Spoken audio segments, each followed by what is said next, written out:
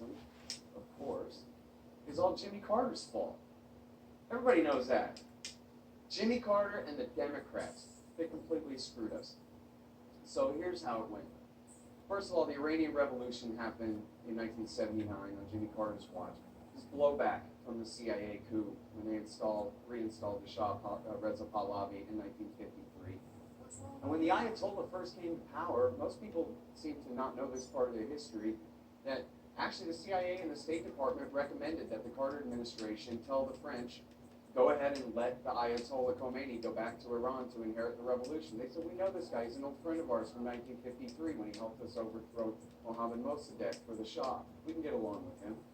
And in fact, they did continue to get along with him throughout the year 1979. Even people who lived through this time seem to forget. The revolution was in February. The hostage crisis wasn't until November. That whole year long, the Carter administration was giving the Ayatollah's new revolutionary Shiite regime intelligence warning him about threats from the Soviet Union and threats from Saddam Hussein's Iraq. Saddam Hussein had just taken power in a coup in the country next door there. All right. The hostage crisis broke out when Carter decided to let the Shah into the country for medical treatment, and that was taken as a sign that we're going to try to cancel the revolution and do another coup. And so that was what had caused the riot and the burning of the flag and the Great Satan and all that stuff. It's not just that, oh, they hate us because they're fundamentalists or whatever. It was politics. Okay, same year, 1979, that July, Carter signed a finding authorizing the CIA to start backing the Afghan Mujahideen.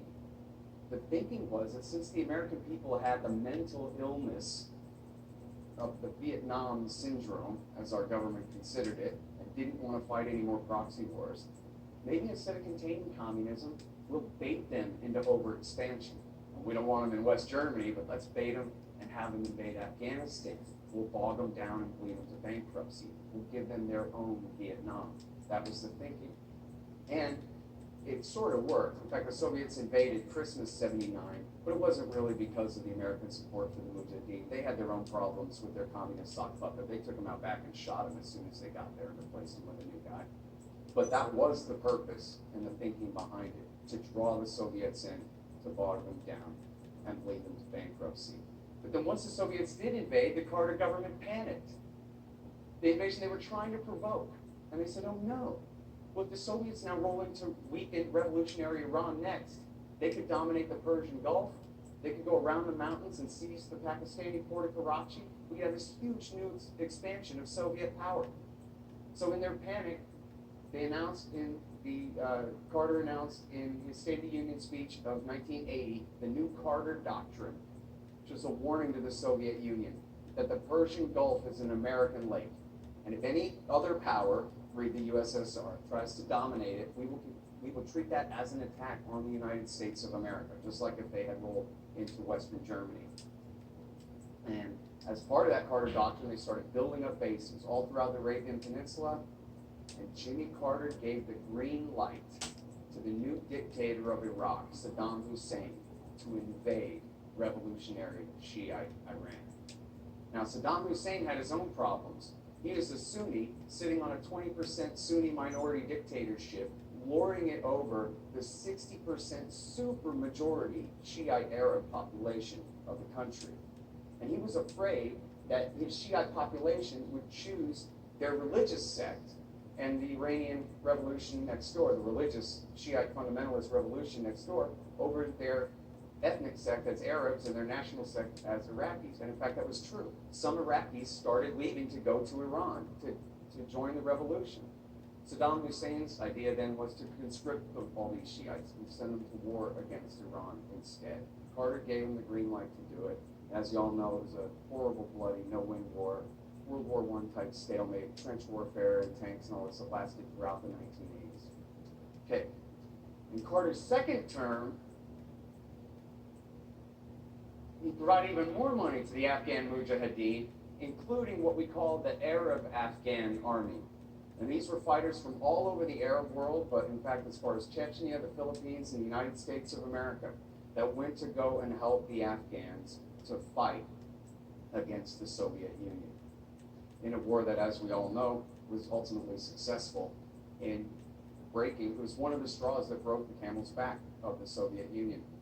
The lesson was learned by the Carterites at the time took credit, and of course the Mujahideen did too. And of course, in Carter's second term, he also continued support for Saddam Hussein in his war against Iran. Then when Mondale won in the landslide election of 1984, he continued this policy. And in his second term, though, he turned around after the Iran-Iraq War and he attacked Iraq, Iraq War I. And I don't have time to tell you the whole story. It's in the book enough already. But essentially what happened was that Walter Mondale's Secretary of State, James Baker III, had made it clear to Saddam Hussein that you can go ahead and invade Kuwait if you want. We don't care. If you want to take the northern oil fields, that's fine. But Saddam Hussein, of course, went all the way to the coast, seized the whole country of Kuwait, and then Margaret Thatcher, as her people said, gave Walter Mondale a backbone transplant, and he announced that this will not stand, and America will go to war to save the Kuwaitis from the horrible Iraqis who had been our friends just months before. Now, most people remember Iraq War I. It's short and sweet and easy. Space-age technology beat up the old, Soviet-supplied army of the Iraqis, no problem. But there must have been a problem because, ladies and gentlemen, we've been bombing Iraq for 30 years. And I'm not rounding up. We've been bombing Iraq for 30 years. So here's what happened. Some people remember this, but probably not most. You've seen the movie Three Kings with Marky Mark and Ice Cube and George Clooney. You might remember the gold heist. This takes place in the setting of the backdrop of the Shiite uprising against Saddam Hussein, which the Mondale government had encouraged. And President Mondale had given a speech over Voice of America, and they dropped leaflets on the Iraqi army divisions encouraging them to overthrow Saddam.